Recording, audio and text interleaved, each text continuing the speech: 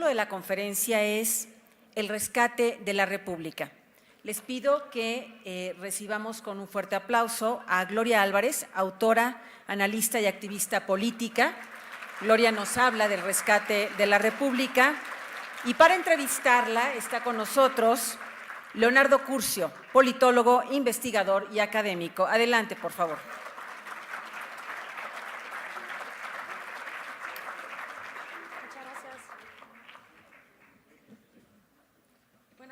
Muchas gracias, es un gusto para mí estar aquí con ustedes. Pues voy a arrancar con esta presentación que acumula la experiencia que yo he podido obtener estudiando el régimen del socialismo del siglo XXI en diferentes países de América Latina.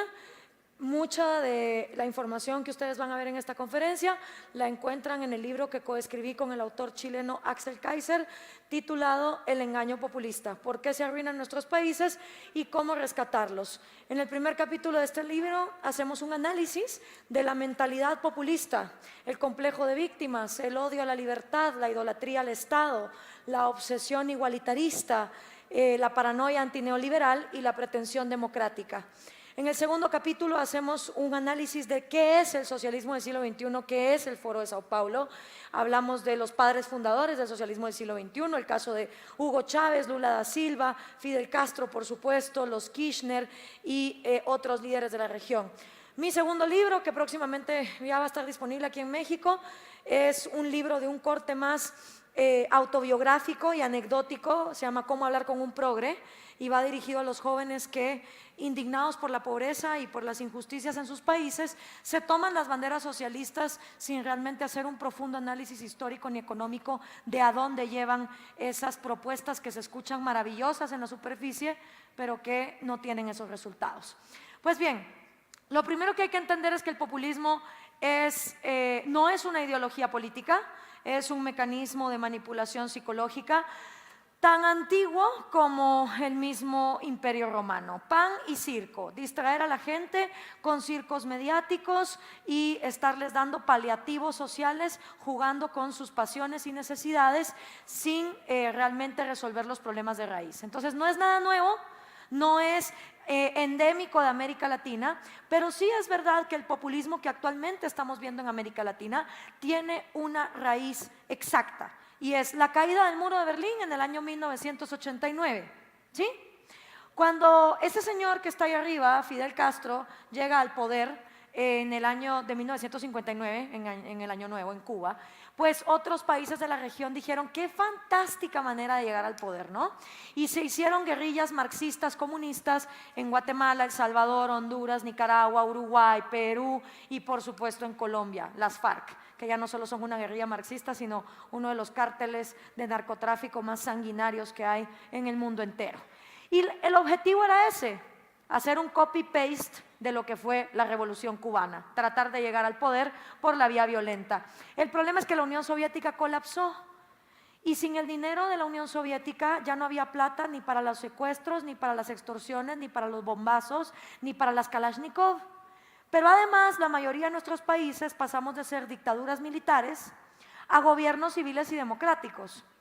Y aquí acuérdense que pues sí, ustedes fueron gobernados por el mismo partido 70 años, aquí en México, pero la mayoría de nuestros países tuvimos dictadores militares. Entonces, ¿para qué te sirve ser un guerrillero marxista en un mundo donde ya no hay dictador militar que derrocar y ya no existe el dinero de Mama Soviet para financiar estas campañas sanguinarias? Y Fidel Castro, que era un gran estratega, se da cuenta de esto desde el año 1987 y dice, el socialismo tiene que sobrevivir de alguna manera en América Latina, y llama a un amigo suyo, muy respetado, un sindicalista joven que era visto con gran esperanza en Brasil. Estoy hablando de Lula da Silva. Y le dice, oye Lula, estoy preocupado porque la Unión Soviética va a colapsar y tenemos que ver entonces cómo vamos a sobrevivir. Y entonces organizan el poco conocido, pero bastante metido en todas las políticas nacionales de América Latina, Foro de Sao Paulo. En el año de 1990, todos los exguerrilleros marxistas, comunistas, partidos socialistas se dan reunión en Sao Paulo, Brasil, y celebran este foro para reconfigurar el socialismo en una época donde se suponía que el comunismo era cosa del pasado y Ronald Reagan y Margaret Thatcher eran los chicos de la cuadra y todos íbamos a vivir en un capitalismo maravilloso subidos en un unicornio. Entonces, ese foro de Sao Paulo se reúne todos los años y va avanzando en su agenda, ¿ok? La última vez que se reunieron aquí en México fue en el año 2012.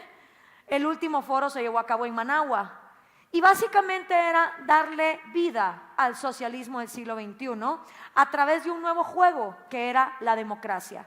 Ya no se trataba de ir a la montaña con un fusil, sino de ganar elecciones.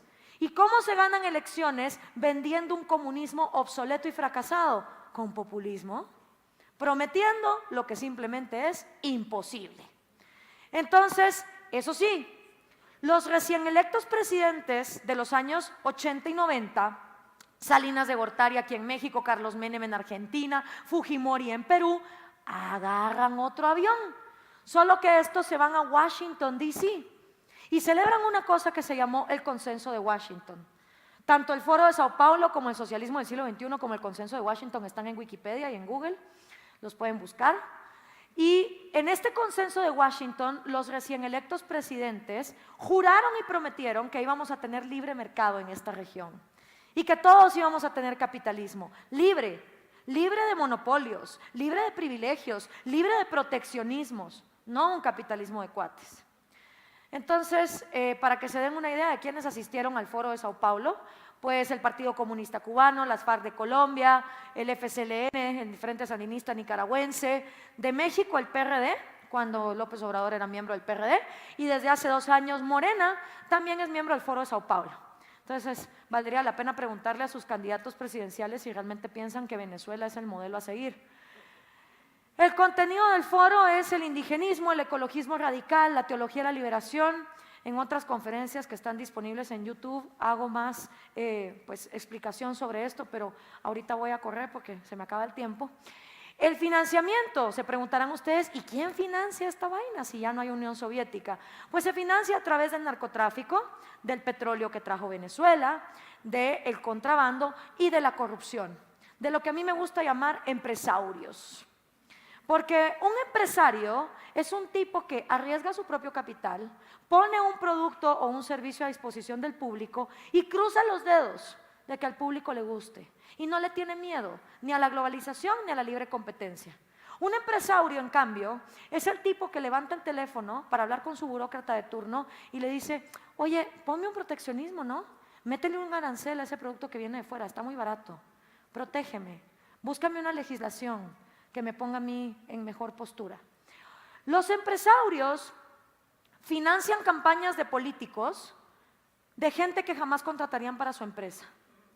En América Latina, cuando un empresario va a contratar a alguien para que sea su gerente de relaciones públicas o de recursos humanos o su contador, buscan al chavo más probo, el que haya pasado las pruebas psicológicas, el detector de mentiras, el graduado de Yale, de Harvard, de MIT. Buscan al mejor. Pero a la hora de financiar políticos, no les importa financiar mediocres, corruptos, ineficientes e ineptos. Gente que ni loca tendrían en su empresa, han puesto a liderar el país. Y es que yo creo que a veces los empresarios creen que las empresas no están montadas encima de los países y que entonces si el país cae, la empresa también cae. Esa fue la lógica de todos los empresarios que apoyaron a Hugo Chávez. Porque a mí me da mucha rabia cuando me dicen que nuestros países están como están por la gente pobre. Es que ni modo, con tanto ignorante y tanto pobre, ¿cómo no vamos a estar como estamos? No, señores, las escaleras se barren de arriba para abajo. Y si estamos como estamos es porque las élites latinoamericanas han abandonado la batalla de las ideas y han abandonado los principios y los valores. Yo no puedo pedirle a una mujer que vive en una favela, que tiene que sacar a 5 niños adelante, que tiene 2 trabajos, que encima se echa al hombro a hacer país. Los que no han hecho país son las élites. Y cuando hablo de élites académicas, familiares, religiosas, deportivas, artísticas, pero sobre todo empresariales, porque son los empresarios los que tienen mucho que perder cuando un socialismo del siglo XXI llega al poder. ¿Cuáles son los riesgos del foro? Bueno, pues que primero son electos democráticamente. ¿Cuántas veces no han escuchado ustedes que la gente dice, pues yo no sé de qué se quejan los venezolanos, ¿para qué votaron a Hugo Chávez? Ahora que se aguanten. O sea, pareciera que si democráticamente escogemos un dictador lunático que nos quita la vida, la propiedad y la libertad, nos tenemos que aguantar. Ahora, esto se produce por hartazgos sociales. Esto no llega ahí por pura casualidad. Primero nos cansamos de ser gobernados por dictadores militares y después nos cansamos de que el consenso de Washington no logró lo que supuestamente había prometido. ¿Cuántas veces en América Latina no nos dicen que estamos como estamos por el neoliberalismo explotador, salvaje, capitalista de los años 90? Miles de veces nos dicen eso. Entonces yo me fui a ver de qué se trataba ese neoliberalismo explotador, capitalista, salvaje. Fui a la sala de partos de ese neoliberalismo. Y la sala de partos de ese neoliberalismo es el consenso de Washington. Y lo que fui a descubrir cuando le pasé el examen a Guatemala es que de 10 puntos que el consenso decía que había que poner en práctica, al menos en el caso de Guatemala no se pusieron 9. Entonces está muy jalado echarle la culpa a una receta de nuestros fracasos cuando de 10 ítems que la receta tenía, no se aplicaron 9. ¿Cuáles son algunos de esos pasos? Disciplina presupuestaria, que ningún país gastara más de lo que le ingresa, reordenamiento de las prioridades en el gasto, sobre todo seguridad y justicia, reforma tributaria, que más personas pagaran menos, liberalización financiera de los tipos de interés, tipo de cambio competitivo, liberación del comercio internacional, eliminación de los obstáculos para las inversiones extranjeras. Y cuando digo que una de 10 sí se cumplió, fue la de la privatización, pero se hizo fatal. Porque el consenso de Washington era muy específico en que las privatizaciones se tenían que hacer bajo 2 condiciones en América Latina. La primera, volver a los trabajadores accionistas de las nuevas empresas, shareholders pues. Y la segunda, había que liberalizar el mercado para que aquí pudieran venir africanos, chinos, japoneses, franceses, alemanes y suecos a competir si les daba la gana. ¿Se privatizó? Sí. Se privatizó de todo desde el Río Grande hasta la Patagonia. Hidroeléctricas, agua potable, aerolíneas, telefónicas. ¿Pero acaso se liberalizó? No. Se entregó en concesiones monopólicas y oligopólicas a los cuates de la rosca del presidente de turno. Pero como el latinoamericano no comprende su historia mientras la historia lo va atropellando, a la gente se le quedó el chip de que el libre mercado era bien malo. Cuando de libre no tuvo nada. ¿Y hubo progreso? Claro que hubo progreso. Nadie puede negar que si uno compara las fotos de las ciudades en los años 80 de América Latina a las fotos de hoy en día, pues claro, disminuyó la mortalidad infantil, subió la calidad de vida, subieron los salarios. Es evidente que América Latina progresó de lo que tenía en los años 80 a la actualidad.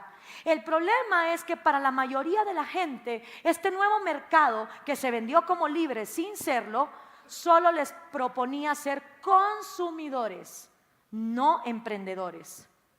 Si tú no conocías al burócrata adecuado, si no tenías el apellido adecuado y no estabas en la rosca adecuada, tú no pasabas de consumidor a emprendedor. Y eso fue hartando a la gente. Y el primer país donde se hartaron, y esto estalló, fue en 1998 en Venezuela, cuando Hugo Chávez, después de que el Foro de Sao Paulo se venía cocinando durante 8 años, se para y dice: el capitalismo explotador yanqui no es el camino es el socialismo del siglo XXI. Y la gente se paró a aplaudir como focas y dijeron sí. Y no solo en Venezuela, se subieron a esa conga Bolivia con Evo Morales, Ecuador con Rafael Correa, Argentina con los Kirchner, Brasil con Lula da Silva y Dilma Rousseff, Nicaragua con Daniel Ortega, El Salvador con el FMLN y por supuesto Cuba, feliz de la vida. El peor periodo de escasez y miseria y hambre que Cuba vivió fue en los años 90, cuando se quedó sin la plata de la Unión Soviética, hasta que llegó Venezuela a salvarle el trasero con el dinero del petróleo. Y ahora que el dinero del petróleo bajó, por eso están tan urgiditos de que en Colombia se blanqueen a las FARC con esos acuerdos nefastos que se están firmando en La Habana. Háganme el favor, acuerdos de paz donde la sede geográfica es La Habana, Cuba. ¿De qué puede ser ejemplo la dictadura más violadora de derechos humanos que tiene este continente, que lleva 60 años ahí? Entonces, el problema está en que si el socialismo del siglo XXI hubiera acabado con todos los males de los años 90, hoy todos nos estaríamos mudando a Caracas, ¿sí? Y no es el caso. 12 kilos de peso ha perdido en promedio el 85% de venezolanos por el hambre que están pasando, ¿sí? 85% de los venezolanos hoy viven en pobreza extrema. 35,000 negocios, desde tiendas de barrio hasta grandes multinacionales, han sido expropiadas en Venezuela desde el año 98. Entonces el socialismo no cumplió con lo que prometió. En lugar de acabar con una rosca elitista, ellos se volvieron los boliburgueses, que encima no se mudan a Cuba o a Corea del Norte a gastarse el dinero que expropiaron. No, los cuates andan viviendo en Miami, en Madrid, en París. Muy cómodo ser socialista cuando uno disfruta de las mieles capitalistas. Y entonces, como el socialismo del siglo XXI fracasó, hay un segundo hartazgo. En el año 2015, los argentinos eligen a Macri, en Bolivia le dicen a Evo Morales, lo sentimos, no te vas a reelegir por la tercera o cuarta vez, ya le perdí la cuenta. Los independientes ganan en México. La asamblea en Venezuela permite que gane la oposición, aunque esta también es socialista, pero bueno. Y en Guatemala escogimos un comediante. El problema es que en América Latina creemos que con cambiar la cabeza estamos cambiando todo el sistema podrido.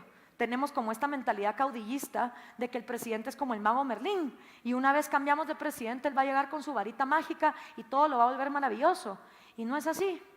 Entonces nos hartamos y damos estos cambios pendulares, pero solo son superficiales. Y si seguimos así, yo les garantizo que en el año 2030 va a haber un tercer hartazgo.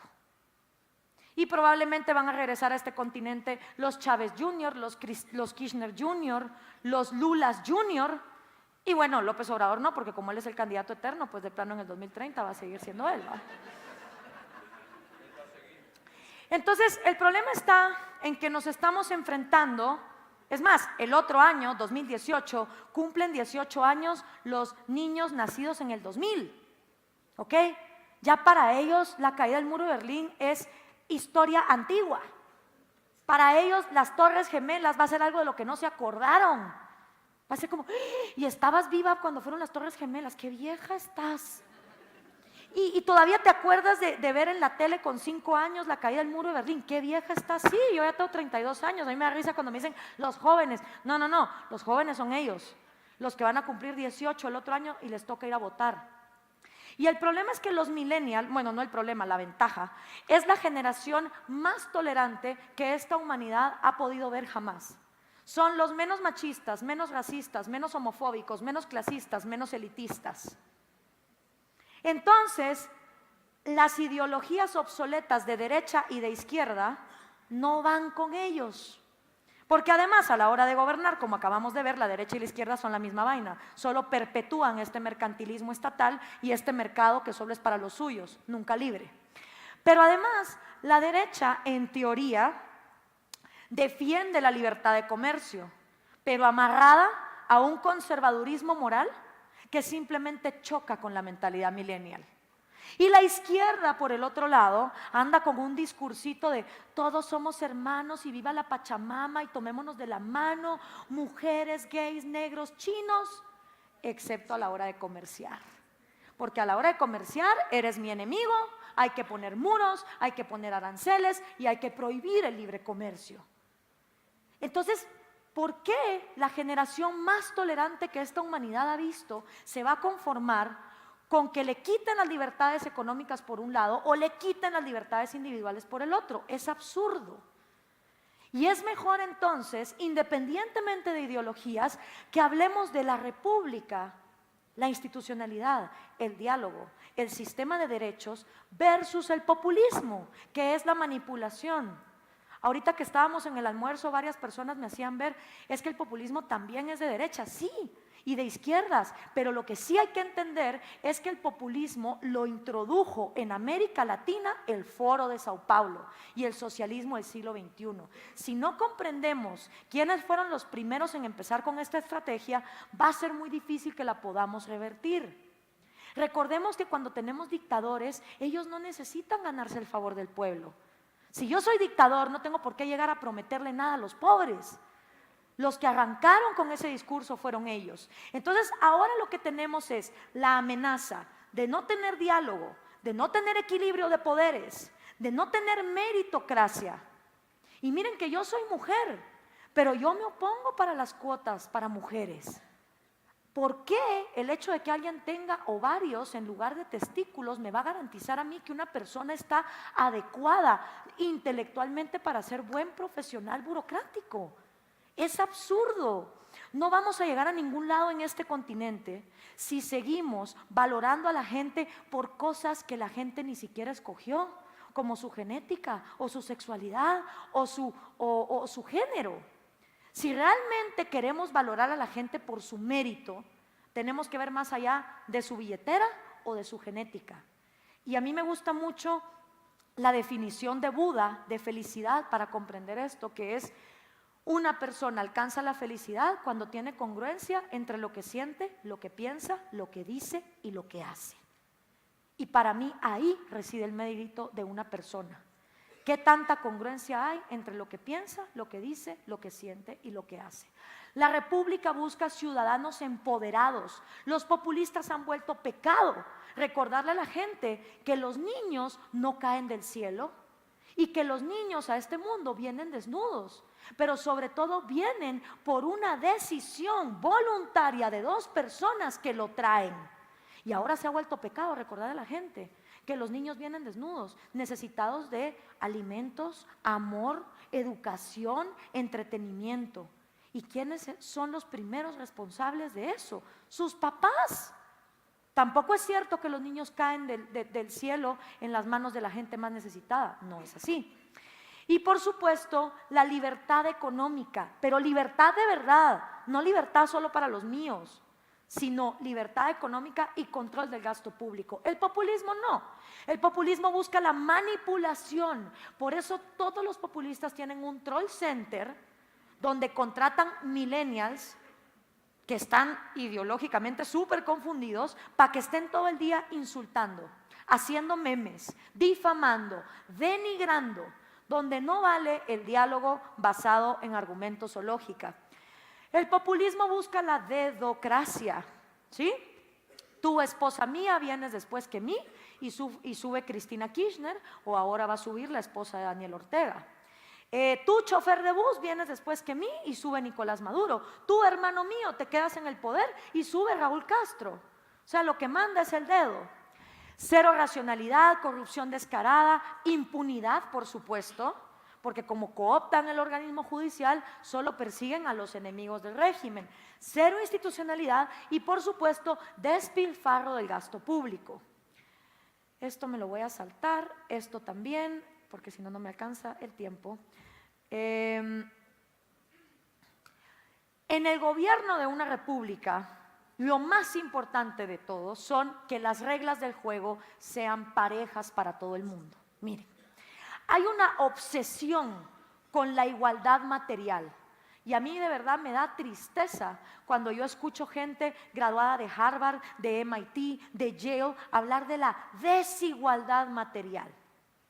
Está esta teoría de que si todos tuviéramos la misma cantidad de objetos materiales y de artículos, y no sé cuál es la lista mágica, no sé cuántos refrigeradores, microondas, computadoras, iPhones, PlayStations habría que tener, cuál es esa lista mágica, digamos, de objetos, para que entonces desapareciera la maldad y todos fuéramos éticos en el mundo. Esa es la teoría de la igualdad material, que si tan solo todos tuviéramos la misma cantidad de cosas, ya no habría gente mala. Yo digo, a ver, ¿y si eso fuera cierto? ¿Cómo me explican ustedes gente que está sentada en montañas de dinero y que todos los días viola la vida, la libertad y la propiedad de otros seres humanos? Por ejemplo, los cárteles de narcotráfico. ¿Y cómo entonces me explican ustedes que hay gente muy necesitada, viviendo en favelas, que nunca en su vida han atentado contra los derechos humanos de alguien más? Entonces yo esa teoría de que la igualdad material nos va a venir a ser todos santos, no me la trago. Es más, la realidad nos demuestra que todos somos desiguales en todo, desde que nacemos de mamás diferentes. Ni siquiera dos hermanos se parecen. Y si entendemos que todos somos desiguales, ¿cómo hacemos para que en el mundo haya prosperidad y justicia? Pues con una igualdad que es más importante que cualquier otra y es de la que nadie habla en América Latina, que es la igualdad ante la ley. La igualdad ante la ley, que las reglas del juego nos castiguen parejo o nos premien cuando somos meritosos, es lo único que puede garantizar que la gente en pobreza o en riqueza sea tratada por igual. Hay una diferencia entre querer igualar a todo el mundo a la miseria y tratar a todo el mundo por igual. Y todos sabemos que en América Latina lo que menos hay es igualdad ante la ley. Porque si uno nace de cierta clase social para arriba, la ley es una sugerencia.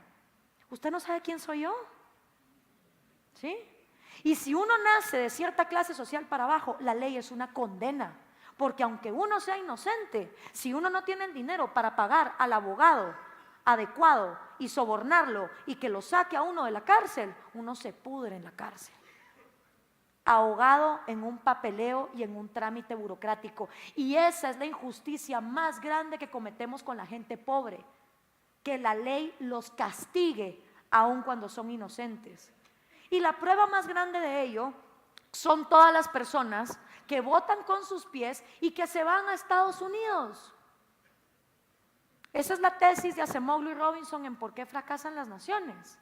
La gente se va a Estados Unidos no para que les regalen cosas gratis, no para que les den subsidios, sino para que los dejen en paz, para que los dejen trabajar, para tener la certeza de que si salen y se ganan el pan, no va a haber un delincuente que les va a robar en la camioneta o que los va a matar.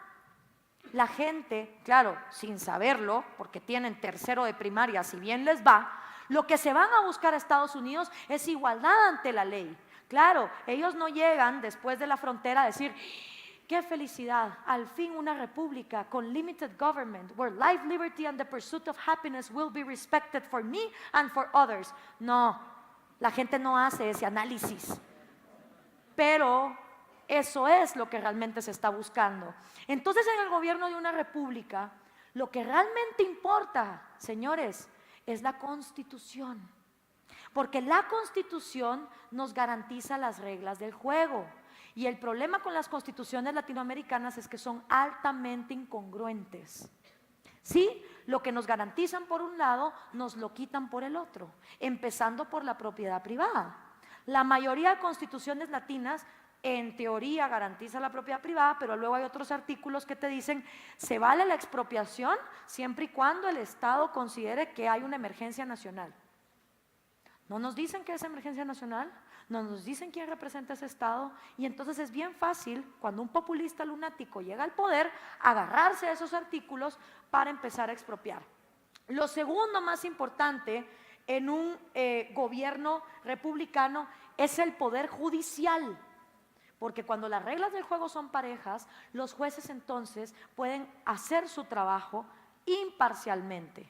Después viene el legislativo, donde el Senado y la Cámara tienen que legislar las cosas ordinarias de acuerdo a la concordancia que haya primero en la Constitución. Pero si la Constitución es incongruente, las leyes que saca el Congreso también se vuelven incongruentes. Y por último, lo que menos importa, no es lo que menos importa, pero la consecuencia lógica de tener congruencia en todo lo demás es el Ejecutivo. Porque el presidente está para ejecutar lo que primero la sociedad contractualmente definió. Y para mí, las constituciones que más funcionan son aquellas que reconocen que el individuo, es decir, cada uno de ustedes y yo, somos la minoría más pequeña que existe y que no puede haber una mayoría que aplaste los derechos individuales, porque en el momento en que un gobierno anula el derecho a la vida, a la propiedad privada o a la libertad de un individuo en su sociedad, ese gobierno ya perdió legitimidad, pues su trabajo es defender esos derechos. Eso sí, la república no es perpetua. Y el problema cuando uno está hablando con jóvenes, y por favor alguien hágame así cuando se me ha acabado el tiempo, porque ya perdí noción y no tengo ahí el reloj, pero en una república, cuando uno está exponiendo estas ideas, uno está hablando con jóvenes que tienen el idealismo socialista en sus manos, ¿no? Ellos están ahorita embobados con la utopía socialista. Entonces tú les estás hablando de la república, ellos miran su idealismo, te miran a ti, miran su idealismo y dicen, pero lo tuyo no se oye tan bonito como esto, porque lo tuyo se oye como que yo me tengo que encargar de mi propia vida y pararme en mis propios pies, y que el gobierno no está para darme regalitos.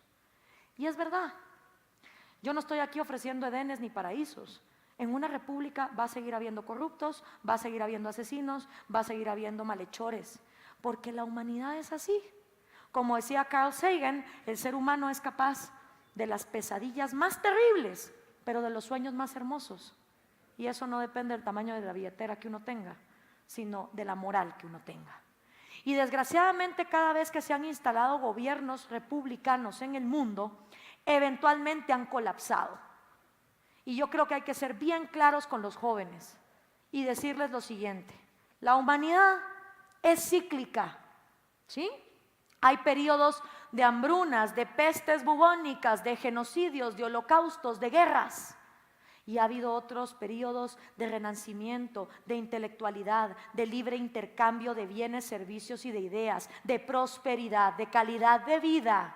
Y de hecho hoy por hoy estamos viviendo en la época más próspera que la humanidad ha visto jamás. De cada 7 personas vivas, 6 ya no viven con menos de $1 al día. Pero es que hay una que sí, y eso está mal. Sí, precisamente por eso es que no hay que reciclar las recetas obsoletas que hunden a la gente más en la pobreza, para sacar a esa 1 de cada 7 que sigue sumida en la pobreza extrema.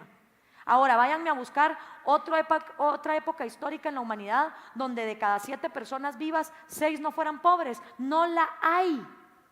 Pero como no estudiamos historia, no tenemos empatía por ese cavernícola que tuvo que usar su propiedad privada más importante, la cabeza, para ir transformando y mejorando su calidad de vida.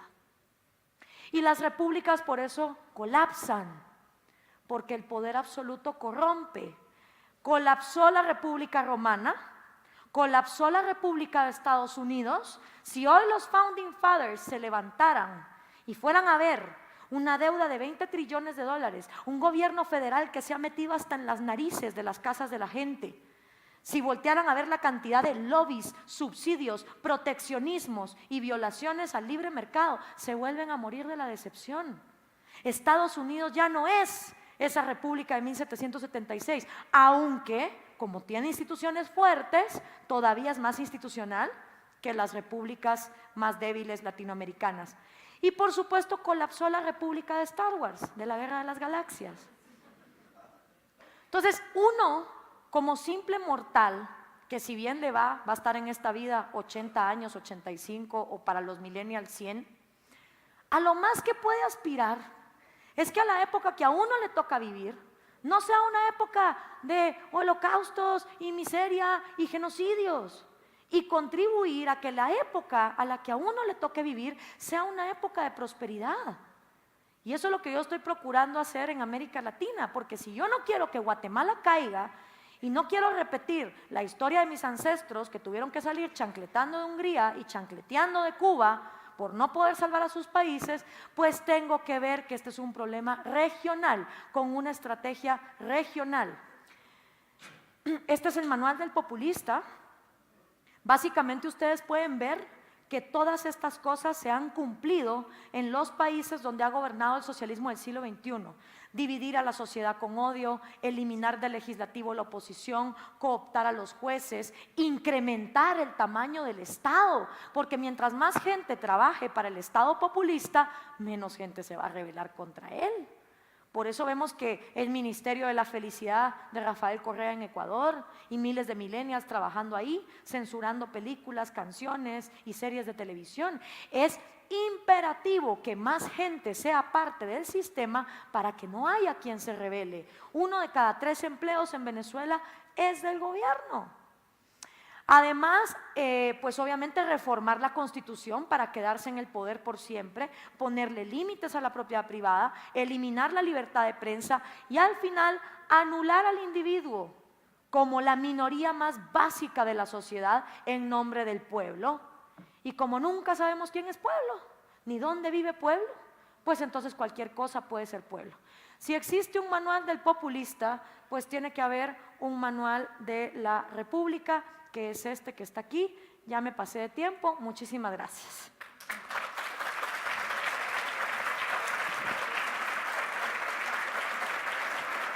Gracias.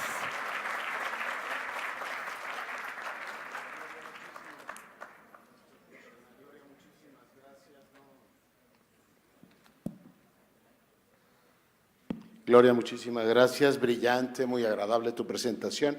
Permítame empezar por agradecer al Consejo, a la Universidad, a la Secretaría, que nos hayan invitado a escucharte y a esta interesantísima reunión. Déjame empezarte diciendo que yo siempre que me preocupo por la situación de mi país, y créeme que me preocupo todos los días, cuando veo el mapa y digo, bueno, si los Estados Unidos tienen un populista de derechas en el gobierno y en Guatemala tenemos un comediante de presidente, aquí no debe estar tan mal la cosa. Déjame empezar por ahí, En México creo que tenemos muy claro todos los efectos deletéreos que puede tener digamos, populismo de izquierda. Y voy a empezar la conversación planteándote una pregunta que está latente en nuestra sociedad y que tú, como conoces muy bien México, la has percibido. Y es, todo esto que dice Gloria es perfectamente conocido en términos de lo que le ha pasado a otros, ¿no? Es decir, los cubanos por la vía insurreccional tuvieron un gobierno comunista que ha llevado a la pobreza a la gente. Todos los días los medios demuestran el fracaso que ha sido Venezuela. Y uno dice, y yo es lo que te pregunto el día de hoy, ese último capítulo lo conocemos. Siempre creemos que lo que les ocurre a los otros no nos va a ocurrir nunca a nosotros. Es decir, bueno, eso les pasó a los venezolanos porque sabrá Dios por qué, o les pasó a los cubanos, o a los ecuatorianos, o a los bolivianos. Aquí la gran pregunta que nos hacemos es, ¿cómo demonios llegamos, Gloria, a una situación en la cual un individuo manipulador, que tú describes muy bien en el manual de populista, en este libro espléndido, puede llegar a seducir a un país que tiene un tejido institucional razonablemente desarrollado, que tiene una prosperidad razonablemente repartida, que tiene instituciones que se van poco a poco fortaleciendo? Y esa sería la pregunta inicial. Y te la pregunto porque tú eres politóloga. Tocqueville, que es un hombre el que hay que leer en algún momento de la vida, escribió 2 libros y que son la Biblia de la ciencia política. Uno se llama La Revolución, el antiguo régimen y la revolución. Su obsesión es por qué demonios un régimen se colapsa y da paso a una revolución que lo único que trae es violencia y destrucción. Y el segundo libro que escribió es La democracia en América. Él fue a los Estados Unidos, él, por supuesto, con todos sus prejuicios, de la misma forma que los franceses ven ahora a los norteamericanos, decían, son plebeyos, tienen poco gusto, etcétera, además tienen una cultura masiva y muy poco refinada, pero a pesar de todos los defectos, la democracia, Gloria, es el régimen que menos revoluciones alberga en su seno. Y eso es lo que seduce a Tocqueville. Dice, esa democracia es una porquería, pero no, digamos, alimenta revoluciones en su seno. Y lo que en México nos preguntamos es, el capítulo venezolano y cubano ya lo conocemos. El capítulo previo, es decir, la historia de cómo llegan los pueblos a ese drama, es la que me encantaría que nos contaras también. Es decir, ¿por qué Venezuela, de ser una democracia funcional, derivó en esa locura? ¿Por qué un país tan rico pudo tener efectivamente una deriva autoritaria hasta ese punto? Porque yo creo que la pregunta que está latente en este país es, ¿y caeremos en esa demencia populista? En fin, te lo pregunto de entrada y volvemos sobre este tema. Gloria. Muchas gracias. Mira, por un lado es porque lo que yo decía, las élites abandonaron su trabajo en la batalla de las ideas. En el caso de Venezuela, a mí la diáspora venezolana me acompaña donde yo voy, ¿no? Me los encuentro en España, en Argentina, en todas partes, y llegan muy frustrados, tienen esta necesidad de catarsis, de contar toda la escasez que están viviendo, las injusticias, porque nadie los escucha y tienen esta necesidad de expresarlo. Y para mí son cuentos muy familiares, literalmente, porque yo desde los 5 años crecí con una abuela cubana que me decía, esto es el comunismo, esto es una tarjeta de racionamiento, esto es la falta de libertades. Y cuando uno es niño, uno cree que lo que uno está aprendiendo, lo están aprendiendo todos los demás niños, ¿no? Es hasta que uno crece que dice, no, pues no. Y los venezolanos me dicen, Gloria, ¿cómo le hago yo entender a los mexicanos, a los argentinos, a los peruanos, a los colombianos, que estoy detectando los primeros síntomas de ese manual y que presten atención? No me escuchan, no me creen. Y yo le digo a los venezolanos, bueno, cuando los cubanos en el año 98 les dijeron a ustedes, tengan cuidado, esto está yendo para allá, ustedes se burlaron de los cubanos. Literalmente les decían, no, aquí somos vecinos de Colombia, de Brasil, Cuba porque es una isla, eso no hay quien lo salve, pero Venezuela es espléndida. Entonces nos queremos arropar con la ignorancia, cerrar los ojitos y creer que nunca nos va a pasar. Y ahí es donde la élite abandona la batalla de las ideas. Dice Malcolm Gladwell que para cambiar un país hay que tener por lo menos un líder con las ideas claras en cada una de las élites que yo mencionaba. Esas son las que influyen en las masas. Y hay una canción que tiene Franco De Vita, cantautor venezolano, que se llama No Basta. No sé si la han escuchado alguna vez. Pero sí, estoy dispuesto a cantarla ahora si tú me lo permites. Por favor, y te aplaudimos aquí. No Para creo. mí esa canción es profética de cómo la sociedad venezolana se estaba descomponiendo, de cómo los padres de familia abandonaron una generación entera a la que no le enseñaron que las cosas cuestan trabajo y dinero y se desconectaron de la realidad de su país. Mientras Carlos Andrés Pérez estaba pues haciendo corrupción y el gran hartazgo de las masas de no poder pertenecer a ese mercado como sí estaban perteneciendo ellos, esa desconexión es para mí la razón por la cual un líder como estos se te mete. Y en el caso de López Obrador, porque esto yo lo vi con Pablo Iglesias en España, López Obrador ha sido muy hábil en desligarse del tema venezolano. Si tú te metes en Google y tú buscas qué piensa López Obrador de Venezuela, a pesar de que Morena es miembro del Foro de Sao Paulo y todos los partidos que están en el Foro de Sao Paulo avalan el socialismo del siglo XXI, ustedes se van a encontrar un abanico de opiniones. Pablo Iglesias cometió el grave error de que empezaron a llegar a España los videos de la escasez en los supermercados, la gente muriéndose en las calles de Caracas, y él en lugar de desligarse, se quedó apoyando firmemente al régimen chavista, y ahí al español sí le dio miedo. Oye, cuando escribes el cómo hablar con un progre, estabas pensando en Iglesias, ¿no? ¿O le dedicaste su libro? En muchos. Estaba pensando en el Che Guevara, en Pablo Iglesias, en todos estos jóvenes que se ponen la camiseta y no saben nada de historia. Fíjate que hace unos días platicaba en el Club de Industriales, muchos de los aquí presentes nos acompañaron en una magnífica reunión con Marcel Granier y Pedro Borrelli, de cómo Venezuela llegó ahí. Déjame contártelo como si fuera un libreto. O sea, Venezuela, el último drama es gobierno colapsado, Maduro se cepilla la asamblea. Por cierto, López Obrador no ha hecho ni pío de que un presidente se cepille una asamblea democráticamente electa, y creo que sí le cuesta y le cuesta mucho. Pero tienes eso. El acto inmediatamente anterior es, bueno, ya tienen ese desastre. El acto anterior fue un líder populista que llegó por la vía democrática convenciendo y seduciendo a su electorado. Entonces uno dice, bueno, ¿y cómo ocurrió eso? ¿Los venezolanos fumaron opio o estaban en otro lado? No, a ver, llegaron, y lo decía con toda claridad Granier, que tiene la experiencia de alguien que ha luchado en los medios de comunicación y en la batalla de las ideas, porque tuvimos, Gloria, o tuvieron los venezolanos 12 años de gobiernos profundamente corruptos, sí, con varios mensajes electorales. No recuerdo las cifras y por supuesto no voy a engañar a tan distinguida audiencia y mucho menos a ti. Pero me decía, o decían ellos, Copey y los adecos tenían el 80% de los votos. Cambien Copey y adecos y pongan PRI-PAN. Tienes el 80% del voto de la gente. Siguientes elecciones, te cuentan 12,000 razones por las cuales ese gobierno no pudo dar resultados. Y entonces va bajando la lealtad y dicen, pues ya no vamos a votar por estos partidos porque siempre nos dicen lo mismo y dan exactamente los mismos resultados. Siguientes elecciones, baja la intención de voto por los grandes partidos, poco a poco así hasta que llegan a Hugo Chávez. ¿Y cuál es, digamos, el capítulo que a mi juicio Es importantísimo leer en este país, no que el populismo te lleva al desastre. Yo creo que la audiencia que tienes aquí tiene perfectamente claro que ese es el camino de la desgracia, es cómo demonios consigues evitar efectivamente caer en la desgracia. Te lo pregunto con llaneza, ¿hay que quejarse en la ventanilla de los empresarios que capturan y prohijan esos gobiernos corruptos, o las instituciones deben corregir a esos empresarios que viven de chupar del bote? Gloria. Es una cuestión multidisciplinaria.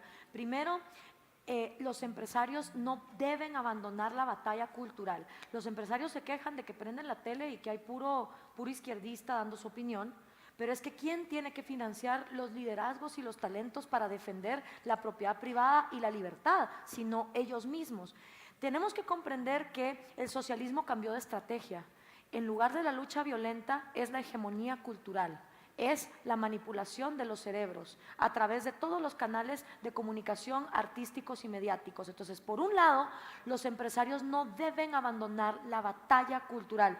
Esto lo explica muy bien Axel Kaiser en su libro La fatal ignorancia. Y te dice, Chile es el alumno estrella de América Latina, en todo siempre sale sobresaliente. ¿Cómo me explicas tú que el país mejor parado de América Latina, 40 años después de haber logrado ese progreso consolidado, evidenciado, una muchachita como Camila Vallejo haya salido a las calles proponiendo comunismo y detrás de ella hayan 100,000 jóvenes? O sea, ¿cómo se explica eso? Porque se abandona la batalla cultural. Entonces, por un lado sí, y por otro, claro, la institucionalidad debe garantizar ante todo igualdad ante la ley y reglas del juego parejas. Y hay que perseguir la corrupción, sí, pero también la corrupción, si se va a perseguir la de los empresarios, también la de los sindicalistas. También la de todos los sectores en la sociedad que están beneficiándose de ese sistema. Y los jóvenes también tienen un trabajo que hacer, porque a mí los jóvenes llegan y me dicen, es que me quejo del gobierno. Sí, pero ¿y qué gobierno quieres tú? El mayor problema de la juventud es que no están definidos ideológicamente. No saben qué quieren ellos tampoco para su país. Hay algo que decirte, te lo digo de una manera absolutamente esquemática, se llama la crisis de los 40, ya te va a tocar a ti. A los hombres les da por comprarse Maseratis y les da por no sé qué, pero uno empieza a ensancharse y empieza a encontrar que todo aquello que le resultaba tremendamente satisfactorio ya no lo es. Y cuando uno piensa en las sociedades, te pongo 3 ejemplos de sociedades, yo espero que ustedes tengan una larga vida y se mantengan guapos, flacos y exitosísimos y amen su forma de vida. Si uno ve la generación de la posguerra europea, dijo, pues qué bien que tengamos progreso material, democracias, todo lo demás, y en el 68 salieron y dijeron, estamos hartos de este mundo chato. Los españoles, a quienes tú conoces bien, después de 50 años de tener el periodo de máxima prosperidad de la historia, constitución y todo lo demás, están dispuestos a amputar una comunidad autónoma y romper digamos, acuerdo constitucional que ha sido modelo en este país. Hay que hacer lo que hacen los chilenos y hay que hacer lo que hacen los españoles. Digo, qué barbaridad. Voy a tener que buscar otros ejemplos porque ahora resulta que España y Chile son ejemplos de lo que tampoco hay que hacer. Pero a ver, te pregunto, las sociedades tienen esta crisis de los cuarentones o los cincuentones, de decir, ya me cansé de este juego de la democracia donde yo no gano demasiado. Tú hablabas de esta parte cíclica, ¿no? De los cursos y recursos de la historia. Estamos condenados a tener esporádicamente estos, digamos, brotes como de demencia colectiva. Tú no eres demasiado dura con Trump, pero aquí lo estamos sufriendo. Sí. O sea, ese individuo está a punto de denunciar un tratado que nos ha dado 20 y tantos años de buenos negocios. Y dices tú, ¿pero qué le pasa por la cabeza a ese señor? O sea, es inevitable que todos tengamos la crisis de los 40. O sea, les pasa también a los pueblos eso. Es inevitable porque el precio de la libertad es su eterna vigilancia. O sea, siempre vas a ver una pugna entre el descontento y el hartazgo y las personas que quieren resistirse a ese cambio. Y entonces se generan siempre, por ejemplo, ahorita había una señora en Sinaloa que me decía, pues es que yo voy a votar por López Obrador porque él es el cambio. Yo le dije, ok, dígame una cosa que López Obrador va a cambiar, una. No sé, o sea, me hubiera podido decir, el tipo va a expropiar, el tipo nos va a mandar a trabajos forzados, cualquier cosa me hubiera podido decir, pero ya es una cuestión visceral, ya no es algo que pasa por la racionalidad. No sé qué quiero, pero estoy harto. Exacto, no sé qué quiero, pero estoy cansado. Quiero un cambio, a lo que sea. Y eso lo explicamos también en el libro por estudios de neurociencia, de gente como Daniel Kahneman, que nos explica que todo ser humano funciona para tomar una decisión con el sistema 1, que es el sistema visceral violento, y el sistema 2, que es un sistema más racional, lógico, cuestionador. Desgraciadamente, cuando hay crisis, cuando no hay una educación que nos enseñe a analizar, el sistema 1 es lo que siempre va a predominar sobre el 2. Estamos condenados un poco a esa crisis. Sí, y por eso necesitamos elementos en minorías, porque esa es la otra cosa. Para cambiar un país no se necesita que todo el mundo cambie, se necesitan minorías comprometidas con la intelectualal, porque mientras existan esas minorías van a poderle hacer resistencia a esos brotes psicóticos. Ese es un gran tema que tú tratas, y bueno, además retoman esta famosa antropóloga que dice siempre es una minoría. En América Latina estamos muy carentes de élites ilustradas, o sea, sin capacidad de proyectar. Una cosa que a mí me gusta mucho decir, la élite debe proyectar ejemplo. Sí. Cuando la élite no proyecta ejemplo, te pasa lo que Thompson decía, los pueblos no hacen revoluciones porque haya pobres y ricos, siempre ha habido pobres y ricos. Los pueblos hacen revoluciones cuando perciben que moral o éticamente el que tiene un pavo completo se lo robó. Exacto. Y en consecuencia merece la pena romper esa lógica. Por tú eso, hablabas de mercantilismos voraces, o no sé cómo los llamaste, sí. pero a ver, tenemos élites irremediablemente ineptas, ¿es lo que me quieres decir? No, no son irremediablemente ineptas, pero sí hay que empezar, por eso es que yo hablo de dividir a empresarios de empresarios, porque cuando no se hace esa distinción, el populista sataniza la labor empresarial, y eso es lo peor que puede pasar en una élite. Si tú satanizas la labor empresarial, el mensaje que estás mandando a la sociedad es: aquí trabajar duro y esforzarse y ser ético no vale de nada. Entonces, digamos, el protagonismo del empresario en una sociedad no se puede perder, y por eso es tan importante hacer esa distinción, porque el populista es tan incongruente que su mensaje es: yo te voy a sacar de pobre, porque tú estás muy débil y eres muy tonto para salir de pobre tú solo, tú me necesitas a mí en el poder y yo te voy a sacar de la pobreza, pero ser rico es ser inmoral, pero tener plata, eso es de inmorales que no tienen ética. Entonces, ¿en qué quedamos? ¿Vas a sacar a la gente de la pobreza para volverla inmoral? Pareciera que sí, eso fue lo que hizo Chávez con sus boliburgueses, y ese no puede ser el mensaje que haga que una élite dé el ejemplo. Es un tema interesante. El asunto te lo planteo como te lo planteó la señora de Sinaloa. Mucha gente dice, oiga, en el 2006 el sector empresarial, cuando López Obrador fue candidato, dice que la bala les pasó cerca. En 2012 pasó menos cerca, pero ahora lo tienes efectivamente ahí a las puertas del Palacio Nacional.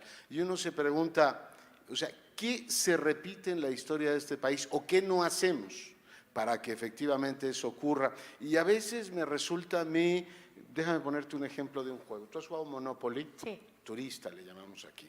Cuando tú juegas turista y eres propietario de que viene muy bien además en este auditorio, y eres propietario de Los Cabos y eres propietario de todo lo demás, y caes y el señor tiene hoteles y le tienes que pagar. Aquí pasamos por México y cobras 200 pesos. Y dices, estoy jugando y Gloria es dueña de todo lo mejor. Y a mí, cada vez que paso y le tengo que pagar 1,000 y pico de pesos por el hotel, me dicen, sal por México y te van a tocar 200 pesos y seguimos jugando. Hasta que digo, Gloria, ya me cansé de jugar, siempre ganas tú y además estoy condenado a que nunca gane yo. ¿Cómo se puede romper ese círculo vicioso de decir, a ver, lo que no podemos seguir jugando 2006, 2012, 2018, es que la gente dice, ya me cansé de jugar con Gloria, siempre gana y no hay manera de que otros ganen. Y entonces yo digo, pues ya no jugamos y levanto el tablero y tiro todas las fichas y al carajo. Así es. Ese es el gran tema que estamos ahora. Ese es el gran tema, y lo único que rompe eso es aperturar el mercado. Lo que yo siempre le digo a los socialistas es, ustedes son los que le ponen más fácil el juego a las oligarquías que tanto dicen detestar. ¿No se dan cuenta que con su aversión al libre mercado le están haciendo el favor a las oligarquías monopólicas? Porque cuando no hay libre mercado y no hay libre competencia, esas oligarquías son las que siempre ganan en el juego de Monopoly. No tienen que mejorar, no tienen competencia. O sea, si al sindicato de taxistas no se le deja que entre Uber, pues los cuates están felices. ¿sí? Sigamos jugando. Entonces, al final, lo irónico es que los socialistas que tanto se quejan de la corrupción de las élites monopólicas son su mejor aliado, porque como detestan la libre competencia y el libre mercado, solo los vuelven más poderosos. Entonces, hay que aperturar mercados, es lo único que hace que todos puedan participar en el juego y, por supuesto, garantizar igualdad ante la ley. Ya. Tú citaste a Simón y Robinson, que es además un tema muy discutido en México, porque él compara los nogales, los dos, por qué de un lado funcionan y por qué del otro lado no. Pero, ¿por dónde empezar? ¿Tú qué sugerirías en este país? Es decir, por instituciones edificantes, por reducir la impunidad. Quiero decirte que en este país el 93% de los crímenes no se persiguen, o sea, y la cifra de impunidad es enorme. Y uno dice, ¿por qué tenemos Banco de México que sí funciona y una Procuraduría que no persiga los delitos? Es decir, este no es un país fallido, este es un país disfuncional. Hace cosas muy bien el gobierno y otras no las hace bien, por generar, no sé, la condición de una élite ilustrada que entienda hacia dónde debe llevar el país, o tú has hablado mucho de esto, utilizar las redes sociales para crear una sociedad de más alta densidad y no esta enorme superficialidad con la que nos relacionamos ahora. Gloria. Nuevamente son soluciones multidisciplinarias y cabal de eso se trata el Manual de la República que yo les presento. Lo más importante es definir qué tipo de sociedad queremos tener. ¿Vamos a admitir que el individuo es la minoría más pequeña que hay, sí o no? ¿Vamos a admitir que aunque una mayoría quiera aplastar los derechos de esa minoría llamada individuo, no se le va a permitir, sí o no? ¿Vamos a admitir que la propiedad privada es sagrada y que no se puede expropiar, sí o no? ¿Vamos a admitir que la libertad de comercio debe ser absoluta, sí o no? Y en base a eso hay que agarrar todas las leyes de un país, empezando por su constitución, y eliminar todas las que van en contra de eso. Mientras eso pasa, la juventud debe estarse definiendo ideológicamente, estudiando, leyendo. Al mismo tiempo, los empresarios tienen que estar financiando la batalla cultural y de ideas. Al mismo tiempo, la academia no puede estar cooptada por sindicalistas marxistas que adoctrinan a los niños en teorías de resentimiento. O sea, es multidisciplinario. Lo que no se puede es no hacer nada de eso y cada vez que vienen las elecciones, uy, otra vez nos quitamos a López Obrador de encima. Bueno, sigamos igual. Porque entonces vienen otra vez los 6 años y otra vez tienen la amenaza y no hicieron el trabajo profundo que tuvieron que haber hecho. Ya hiciste el vaticinio que en el 24 va a ser candidato de nuevo. El tema es, déjame terminar con eso, no el populista, sino la ecología populista. Es decir, la posibilidad de que ese tipo de, esas ideologías prosperen, que de todos los temas que he cosechado, por supuesto, de tu libro, ese es el asunto que más me preocupa. Cuando tienes condiciones estructurales para que esto renazca, dices, en 18 la librarán, pues no lo sé, en el 24 a lo mejor no. Y el otro tema que subrayo es que, pues mucha gente te dice, como tu señora esta de Sinaloa que mencionabas, sí, aquello es muy malo, pero es que los que están ahora tampoco es que sean muy buenos. Y por tanto te lleva a esta especie como de hartazgo, de una situación profundamente frustrante. Y como decía el santo, ninguna decisión en la desolación, y lamentablemente nuestros países siguen sin la ilusión de que pueden cambiar las cosas, y eso los lleva en muchos casos a confiar en estos líderes. Ha sido un placer tenerte con nosotros. Ha sido un gusto, gracias Leonardo, y gracias a todos ustedes. Claudia, tuyo el micrófono. Muchísimas gracias a Gloria y a Leonardo. Le voy a pedir a Pablo Azcárraga, si nos acompañas, Gracias, Pablo, Leonardo. por favor, a darles un reconocimiento a Gloria y a Leonardo por acompañarnos esta tarde. Muchísimas gracias. Vaya tema, podríamos Gracias. estar aquí Muy amable. toda la tarde. Gracias, muy amable. Gracias.